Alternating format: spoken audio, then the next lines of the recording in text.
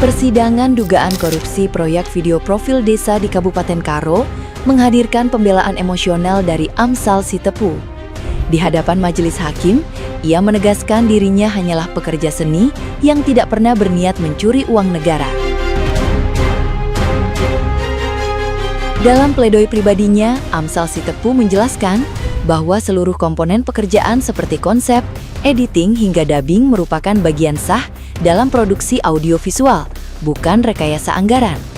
Ia juga mempertanyakan dasar tuduhan jaksa yang dinilai mengabaikan fakta persidangan serta menyeret perkara yang seharusnya bersifat perdata menjadi pidana.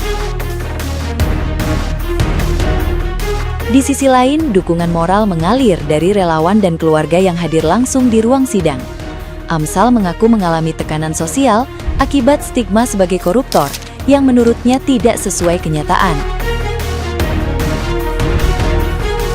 Ia memohon agar dibebaskan murni atau setidaknya diberikan hukuman seringan mungkin. Kasus ini pun masih berlanjut dengan agenda berikutnya menunggu tanggapan jaksa sebelum hakim menjatuhkan putusan akhir.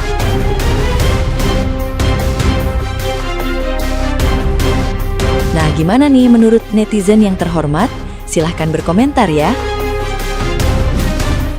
Sepertinya negara kita benar-benar tidak baik-baik saja. Ada seorang videografer yang dituduh merugikan negara dalam bentuk markup anggaran. Dia disebut menyebabkan kerugian negara sebesar 202 juta. Ini dia bekerja dalam dunia ekonomi kreatif. Ini dia bekerja di dunia penyedia jasa. Kok bisa dia dituduh merugikan negara? Tuduh markup anggaran. Kan kita sebagai penyedia jasa pasti dari awal sudah ada harga yang disepakati.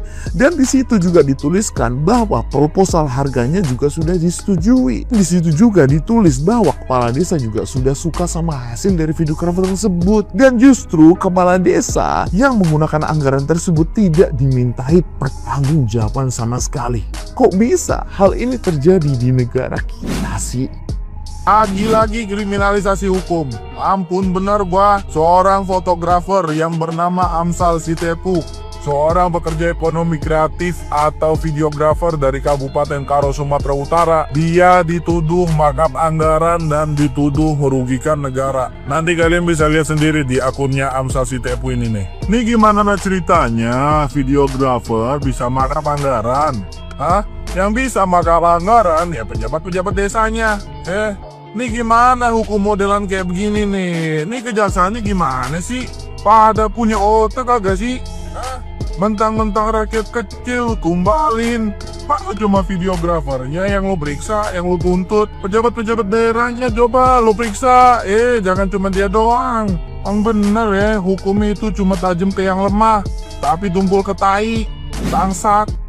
Seorang videografer berasal dari Kabupaten Karo, Sumatera Utara itu dipenjara karena dituduh merugikan uang negara, khususnya menyalahgunakan uang desa. Ini nggak masuk akal sekali, jadi ayo kita bahas. Jadi, seorang videografer ini bernama Amsal Sitepu yang berasal dari Kabupaten Karo, Sumatera Utara. Jadi dia ini adalah seorang videografer yang disuruh untuk membuat video untuk profil desa, lalu dipenjara karena dituduh merugikan uang negara. Padahal, harga yang telah disepakati dari kedua belah pihak, entah itu dari bagian desa dan bagian videografer itu 30 juta. Yang menarik dalam fakta persidangan pada saat pledoi, Amsal mengatakan bahwa ada seorang jaksa yang menemuinya dan memberikannya kue brownies. Dan jaksa tersebut menyampaikan, terimalah ini dari pimpinan kami, jangan ribut-ribut lagi. Terima saja proses hukum ini, nanti kami bantu. Ini yang menurutku janggal. Ada jaksa yang berbicara seperti ini. Jikapun harga ini yang dipermasalahkan, kenapa hanya cuma videografinya yang dipenjara? Kenapa nggak sekalian dengan kepala desanya juga yang dipenjara? Ini tidak boleh dibiarkan teman-teman. Usut tuntas kasus ini. Tetaplah bersuara,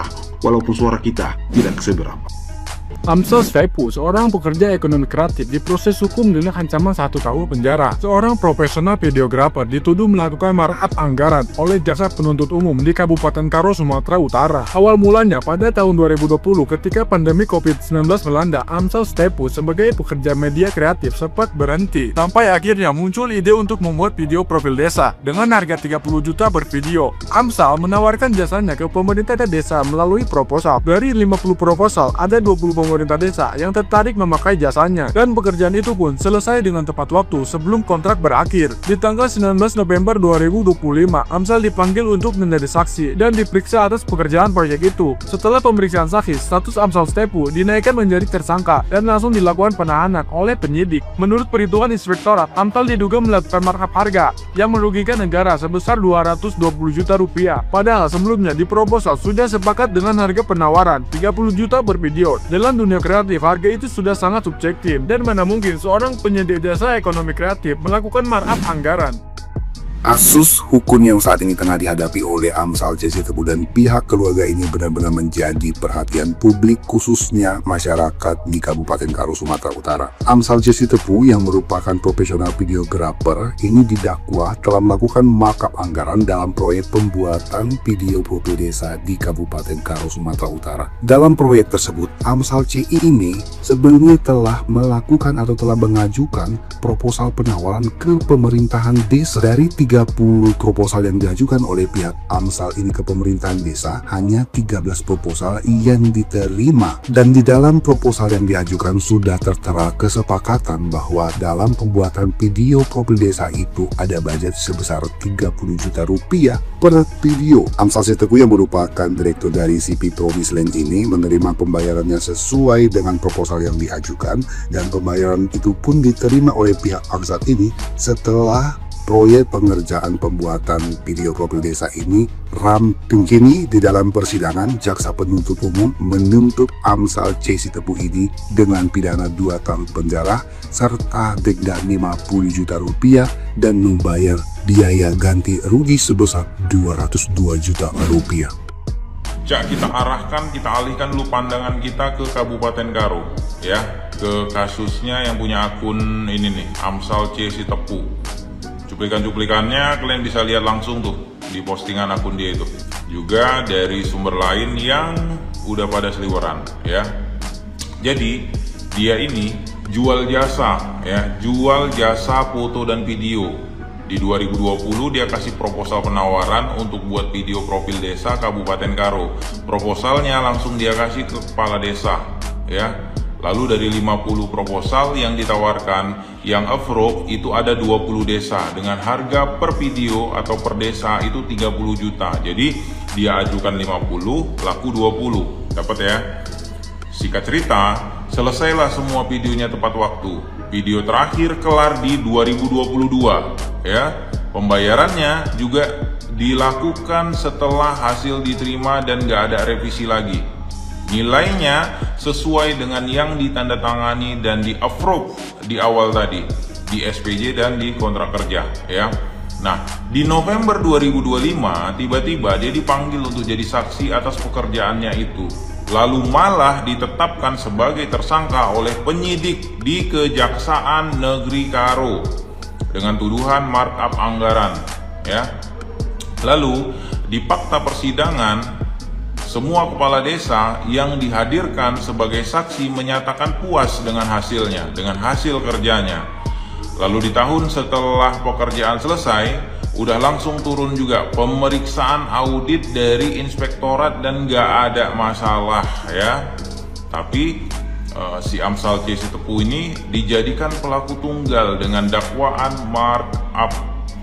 Sekarang kutanya dulu jaksa-jaksanya nih, ya.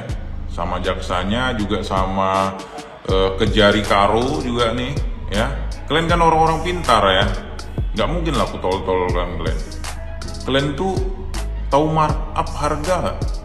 Markup itu kan menaikkan harga dari nilai dasar yang udah punya standar acuan jelas, ya. Ada orang jualan, apalagi ini bentuknya bukan barang tapi jasa, ya. Dia jual jasa. Kalau dia jual emas, kita tahu emas per gram 2 juta misalnya, dia kasih penawaran per gram 3 juta, kan pasti langsung kita tolak tuh. Karena jelas dia markup. Kalaupun diterima, yang nerima berarti yang masalah, yang nerima berarti yang goblok. Lantas ini jasa, nggak ada standar ukuran bakunya itu nggak ada. Aku pengacara misalnya, kalau mau pakai jasaku di kasus ini, aku pasang harga 50 juta. Lalu Hotman Paris di kasus yang sama pasang harga 1M. Apa lantas dia dibilang markup? Hah? Aku tukang potong rambut nih, misalnya nih. Aku kasih penawaran untuk kalian borongan satu kampung potong rambut sama aku 20 juta. Kalau ada tukang potong rambut lain kasih harga penawaran 15 juta, apa harga 20 jutaku itu markup? Hah? Kalau kau rasa mahal, jangan kau beli. Kalau udah kau beli, lalu sekarang kau permasalahkan, yang bermasalah ya yang beli. Hah? Kalian orang-orang pintar, ya. Janganlah pula saking pintarnya mau mintarin orang. Naudzubillah min dzalik, ya Allah. Semoga lah ya hakim yang menangani kasus ini nih bisa menjaga integritas ya untuk kasih putusannya ya di tanggal 1 April nanti yang seadil-adilnya ya.